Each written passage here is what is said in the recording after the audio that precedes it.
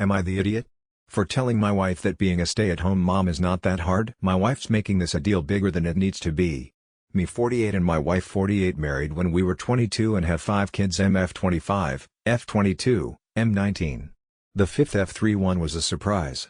Our other children are adults. For majority of their lives, I was the stay-at-home parent. I cooked, cleaned, attended games, etc. from the moment they came home from the hospital, all up until their mid-teen, where I deemed them old enough to stay home by themselves. Like usual, I quit my job, and had been watching her at home, but 8 months ago my wife comes to me and says she'd like to quit her job and watch our daughter. I was skeptical because she had never done it before, but she's her mother and assumed she could handle like I did. Well, she hasn't been handling it well at all. Whenever I come home from work, the bathroom is a mess, there's no dinner cooked, our daughter is a mess, and my wife is just watching TV. After I tidy up the house, cook dinner, which I don't mind, I've been doing it for 25 plus years, and get ready for bed, she complains about how being a som is hard. Personally, I think she's lazy. And I voiced my thoughts. She tried to tell me it's different, but I told her it's not. I was able to watch the twins with little to no difficulty, and all the way up until they were 14. I watched our third and fourth child with no hassle either. I had the house clean, the food ready, the kids clean, homework done, went to their games, school meetings, etc. I never asked for help and sucked it up because I was a dad. For her to have so much trouble watching a 3-year-old is ridiculous. She's been silent with me since that conversation, but when I came home from work the house was actually clean, food was cooked, and our daughter was clean as well. I'm starting to feel like DA because maybe it's different for women, but how can raising children be so difficult and different for us? Note: each time after giving birth she did not immediately return to work. She did stay at home for about 1 year so she could recuperate. She asked this time to be for her since childbirth was a lot for her. I, along with hired help, watched the children and took care of the house. We come from a very wealthy family, so returning to work has never been troublesome for me. I want everyone to understand that I do love my wife. But she has not been able to take care of the house or our daughter. Being a SE means taking care of the house and children, and she does neither. My wife claims she's not depressed, but I can't allow for this to continue. I'll have to discuss with her if she would like to return to work, or if she wants for both of us to be SE. We have the funds to retire early. I feel as if she may reject this, and if she does, I will put my foot down and hire help for her. She needs it more than she is willing to admit. Calling her out the way I did may have been harsh, and I will apologize for that, but it did seem to have effect since she did take care of the house and our daughter. Verdict: not the idiot. Now for the comments. Commenter: you're the idiot. You were 22, she's almost 50. It's a bit of a difference. Original poster: I was watching our daughter up until 8 months ago. We are both nearing 50, yet I did not struggle with our daughter. Commenter: you're the idiot for handling it like that. Is she struggling because she's older? From mental health issues? Lots of different variables you completely steamrollered over. Plus, you had hired help. Why haven't you done the same thing for her? Original poster: before she officially took over, I asked her why she wanted to quit. Wondered if it was depression or something going on at work because she loves working. She said it none of the above and that she felt like she was missing out on raising our kids. Now I don't know why she feels as if she was missing out. While she may not have been a som for our other children, she did spend plenty of time with us growing up. Commenter: that wasn't my question. Wanting to be a stay-at-home parent is understandable. Why is she struggling now? People being messy when they usually aren't is often a signal that something is wrong. A young child is a lot for anyone, let alone someone who hasn't done it for 20 years. Pull your head out of your ass. Original poster: she doesn't want hired help. Before she officially took over, I asked her if it was because of depression, or anything else. She said didn't have depression and that she wanted to be around her kids more often. My wife was never the tidiest even before she became a som, but at the time I was always home, so I was always able to pick up after her and keep the house clean. I expected my wife to watch our daughter and take care of the house. Instead I come home to it in complete disarray, and I pick up after her. Commenter: info: so, you've been doing it for 25 years, retidying the house, watching the kids and cooking, but also you had hired help for the first 4 kids. So, what did this help do? Original poster: after my wife gave birth, she wanted to take a break. Giving birth took a lot out of her. She was on a break for about a year, so I had hired nanny to watch the children in the times she wanted to go on dates, see her family, etc. But the help was only here for about a year because my wife was ready to go back to work and I could stay home full time. I hope this makes sense. Commenter: so why not hire the help now, seeing as your wife seems to be needing it? Original poster: she doesn't want the help. When I first suggested about a month into being a som, she turned it down. She was upset that I thought she needed help taking care of our daughter. There's nothing wrong with the help, but she insisted it wasn't necessary. We have the money, so it's not an issue. Maybe a feeling of inferiority comment, or you're the idiot. What may have been easy for you 15-ish years ago might not be easy for her now. Do you know why she's not cleaning, etc.? Me and my hubby have this exact problem. I do Saturdays alone with our son and he does Mondays. Every Saturday he does not come home to a clean house, etc., but every Monday I do. The difference is I put all my energy into my son during the day, doing activities, etc. Now I'm not saying my hubby doesn't, but there is a significant time my son spends alone while he cleans, etc. Nobody does their way wrong, it's just done their way. Maybe this is what is occurring. You also said you had hired help. I would sit down and talk with her. Original poster: I don't know why she's not cleaning, and it's nerve-wracking. I find juice all over the floor, food splattered on the table, the bathroom is mucky, and there was even time she left the stove on. Half the time I have to give our daughter another bath because of how much food is in her hair. Before the argument I asked her what is going on and she just laughed it off and said since it's her first time, I need to go easy on her and that she'll get better with time. But does she not realize all the dangerous situation she's putting our daughter in? She doesn't want a nanny or someone to come by to clean and cook. I don't know what else to make of this other than her being lazy. Commenter: so, with the other kids she did watch them during her maternity break apart from when she was going out, and then you hired a nanny to watch them, but then when she returned to work after a year you took over their care full time?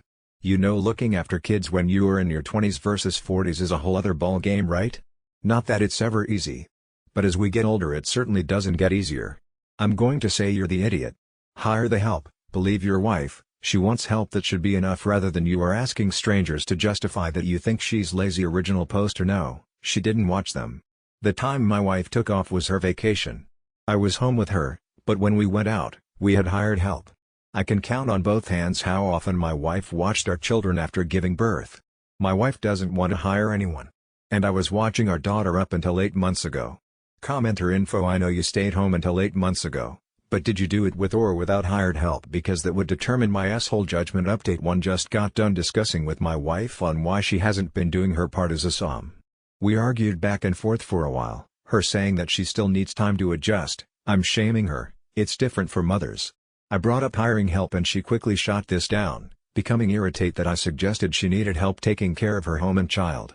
It felt like we were going in circles. I eventually cut her off and began to list all the dangers she had been putting out daughter in since becoming a som, explaining how even though I went back to work that I come back and have to clean up after her because she hasn't done her part. And told her I was sick of this. I apologized for calling her lazy, but she then broke down crying. My wife admits that being a som was something she didn't think she'd be good at, but she desperately wanted to be here to raise our daughter because she wasn't there for our other kids. She said that when I was raising the children I made it seem so easy because everything was neat, and the children were happy and orderly. I told my wife that it's not true, you were always with us.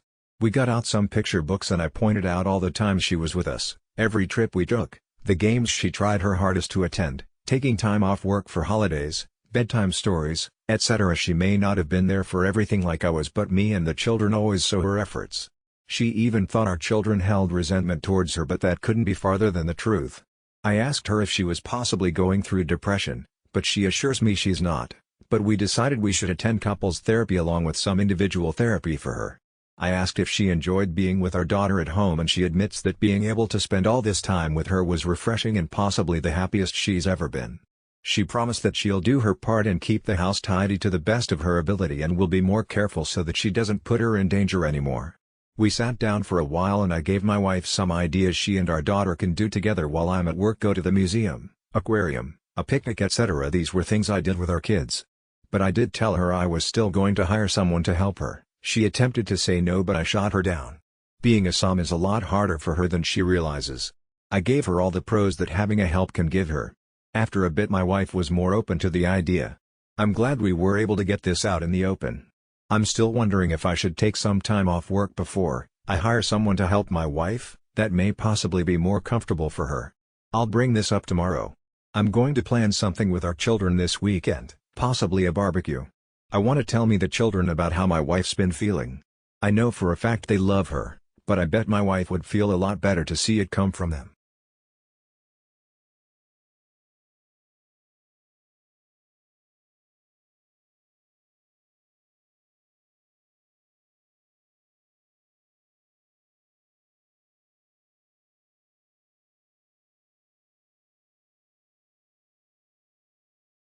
A new hire at my workplace harassed me in uni, so I warned HR out of caution. Now, she's trying to relive our college days by turning my colleagues against me. I 34 am a lead developer on a team of mid-sized SaaS company that has around 100 or so employees. Basically, we are large enough that there are employees we can see, recognize, but not necessarily know their names. Recently, we had a new hire, Krista 33F, who joined the private message part of the project I am working on. I have a history with Krista from college. In college I was a lot more in my own shell, I didn't really treat myself well, and was very much the introverted nerd, down to bad posture and poor fashion sense. Krista, she did have quite a few friends in college, but at least in my view she wasn't super popular, but she was well liked and was conventionally attractive. We shared a few classes together and one day asked me for some help on an assignment. I helped her on it, and we talked, and from the sound of things, she seemed genuinely friendly to me. I helped her on a few more assignments and finally she asked me if I wanted to meet her after class at a coffee shop and talk. I said sure, and when I got there, Krista was nowhere in sight. I waited about 20 minutes before I called her. She answered and started laughing, and I heard several other voices laughing, Krista saying something like, "Why would I want to date a fat loser like you?" Looked out the front window of the shop and saw one of Krista's friends holding up her camera phone and it looked like she was recording. Next few weeks there were jokes about me, flyers with my face from the coffee shop vid plastered up with creep and bold letters on top. Kept my head down, and within a month the next big thing popped up on campus and I was forgotten. Didn't stop Krista and her friends from going "you creep" when they saw me, but I guess for the rest of the campus it got old, so I never got accused of anything, or even really ostracized by the rest of the student body. After college, I did learn about self-care a bit better, plus I usually am with other programmers, so I really don't stand out as a social outcast. When Krista was introduced to our team, I don't think she recognized me, and it's only been a week, but I want to know if bringing up the college incident is even worth it for HR. Most of my rational brain really wants to just let this go, treat Krista as a new person, and get on with me, but I have a small fear that she might tell a skewed version of the college events and sour the team I'm on against me, so I should at least disclose to HR so in case she does start telling tales I have recourse. Reddit, would I be the idiot if I told HR about my past with Krista? Update: yesterday some things happened, some bad, mostly good. There were mixed responses, most telling me to tell, but one HR professional saying I shouldn't. Due to the mixed messaging, I did consult a local employment lawyer. The lawyer told me that I should make HR aware of the past I have with Krista but make it clear that there was never anything disciplinary acted upon me in college. He asked if my job had a copy of my transcript, and I verified that it did.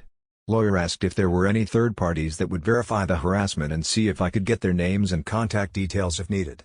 I knew two people back in college that I still had on my LinkedIn and was certain they would tell the truth, so we were good there. Lawyer told me to just request a meeting with HR and my supervisor, say there was a past with Krista, there was never any charges or disciplinary action, and I have two witnesses if they ever need verification. So that was what I did. Friday morning, I came into the office and sent HR and my supervisor an email requesting a formal meeting at 10 a.m. My supervisor came to my desk and asked if everything was okay, and wanted to make sure I was happy. I told him everything was fine, I wasn't leaving, and it wasn't anything with him or the team. He seemed relieved and by 10 a.m., we rolled into the conference room with the HR officer. I thanked them both for taking time out of their day to meet me, and then I did as my lawyer instructed. I said that the new project manager, Krista, was someone I went to college with, she participated in harassment of me in college, detailed how I never had any charges or disciplinary action, and that I had two independent witnesses that saw the harassment and gave their contact info. My supervisor seemed shocked, and the HR officer went through the info I gave her for a minute and then the two of them talked for a minute. Finally, Krista was called in. When Krista walked into the conference room and saw me, HR, and the team supervisor, she seemed shocked. HR started with something like, "We have been told you two have a past." Krista sat down and looked pretty shocked throughout. She did admit to the bullying but tried to reframe it as a misunderstanding repeatedly. She never outright said what the bullying was, but then she was told that since this was an incident in both our pasts that nobody wants brought up again, that it should stay dead. HR made it clear that this is not to be a funny watercooler story to share. Krista and I both agreed to that, but Krista still looked shaken. Noon was coming up right when the meeting was wrapping up. My supervisor and HR again reiterated, neither of us is to breathe a word about the college incident. We're professionals, and we're here to do a job. I went to the break room for lunch, And actually I felt like my appetite has finally returned.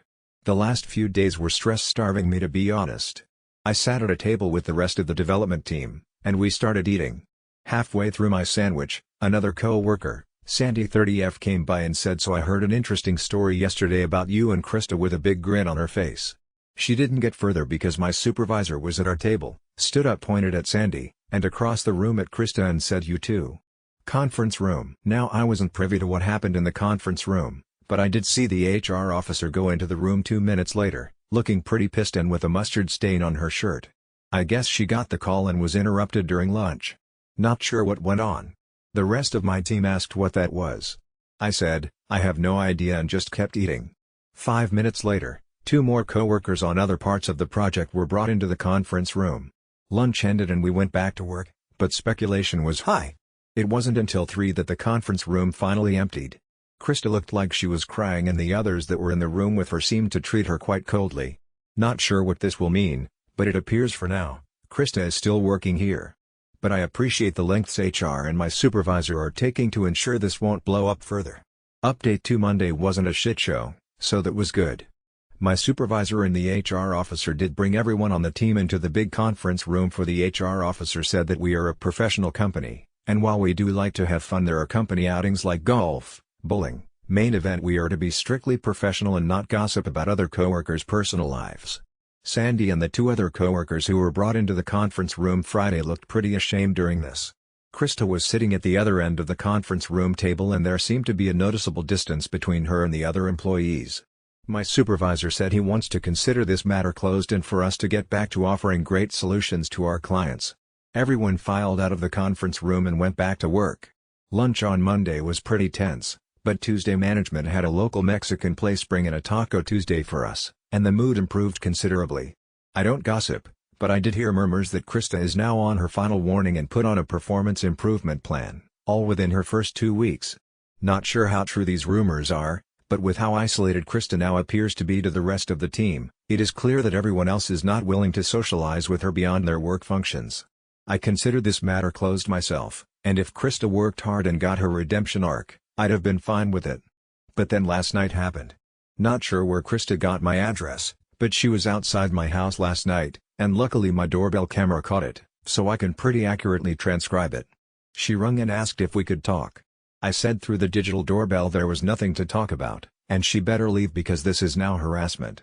She pleaded for me to come outside and discuss it. I declined and emphasized she's not welcome. She then said she had a crush on me in college, that her friends found out she asked me to coffee and pressured her to turn it into a harassment campaign, and she was afraid of them disowning her for liking a guy like me. Guys, I wanted to laugh so ducking hard. I was socially awkward back in college, but even I knew this was bullshit. Hell, I wasn't even interested in Krista for a date. I thought she wanted to be my friend. I told her that I didn't care what she has to say, she has to leave. She told me I could just ask Sandy what she told her, and it would clear this all up. I declined and said that this matter in the office is closed. Krista finally made an exaggerated sigh and walked off. I took the video recording from the doorbell and sent it to the employment lawyer and will give it to my supervisor and HR today. I will be shocked if she will last longer than this Friday now. Update 3: Krista is fired. I didn't even have to send HR the doorbell cam vid, but I did send it to the lawyer I was talking to. Lawyer is drafting a cease and desist and potentially a restraining order if needed. Krista somehow got my address from someone in IT. The IT new hire is suspended because of this data breach, and everyone got a memo about data security yesterday morning, including the usual about phishing scams. Krista's desk was empty when I came in yesterday morning, and since I'm taking the necessary legal steps, I'm considering this matter closed. Now for the comments. Commenter: are you the same physically as you were in college? Did you have a glow up at all? Did you talk to Sandy about it? I think now that Krista is gone, she'll tell you the truth about what she really said. It's a little sus that you're posting but not commenting. Original poster: I Lancer, I lost weight. I do nightly walks. I'm not ripped or shredded or any of the 50 adjectives people use. I also dress a little better. Nothing like designer clothing, just newer slacks and button-up shirts that fit me. Wouldn't consider it a glow-up, just learning self-care.